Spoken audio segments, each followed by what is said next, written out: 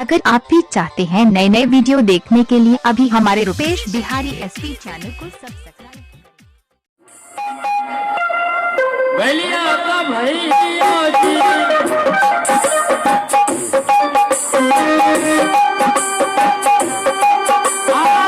आप देख रहे हैं रुपेश बिहारी एसपी चैनल से।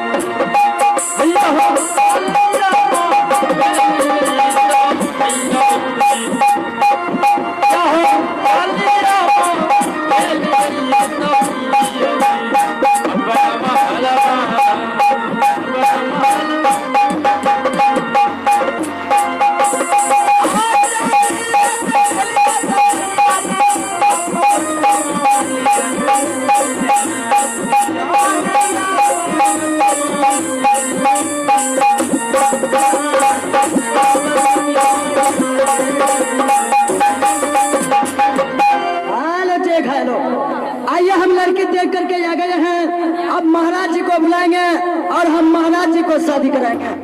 जी महाराज आइए आइए, हम लड़की देख करके आ गए हैं। आइए महाराज। तुम्हें मालूम है कि मेरा रास्ता इधर से आया आने जी, तुम इधर किसको आवाज लगा रहा हो? ओ हमें सोचलिए तो ही नहीं सुनो तुम्हारा कैसा कुशल रहा? जी महाराज बहुत बढ़िया कुशल रहा। क्या लड़की तुम्हें कहीं मिली है नहीं? जी महाराज हम लड़की देखने के लिए गए। लड़की वीरपुर शहर की रहने वाली और राजा वीर सिंह का लड़की है महाराज। क्या लड़की तुम्हें पसंद हो गई? जी बिल्कुल पसंद। तो इसका मतलब है कि दिन समय देकर आया होगा। जी महाराज दिन समय सब दे दिए हैं। कितने तारीख को बारात को चलना होगा? जी 20 तारीख को जाएंगे हाँ। और 21 तारीख को जाएंगे। इतना जल्दी का इस समय दे दिया रे? जी आगे लगन नहीं है।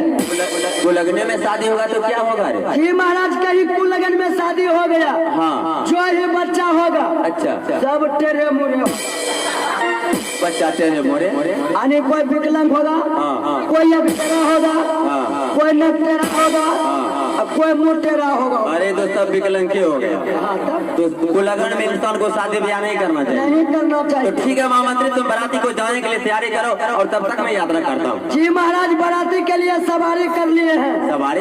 जी बाबू। कौन सवारी किया? जी महाराज बाराती के लिए एगो कोच किए हैं।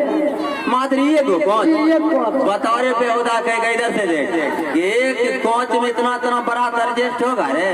जी महाराज एक कोच में हम सब। आप देख रहे हैं रुपेश बिहारी एसपी चैनल से। मरेगा नहीं रे? जी मरेगा कैसे?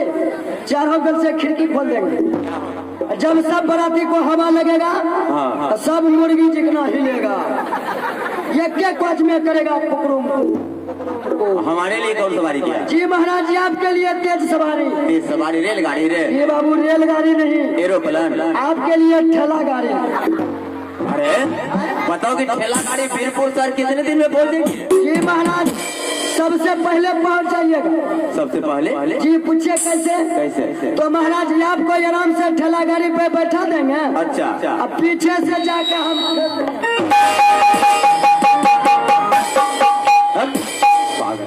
ठीक है चलिए। अरे देखना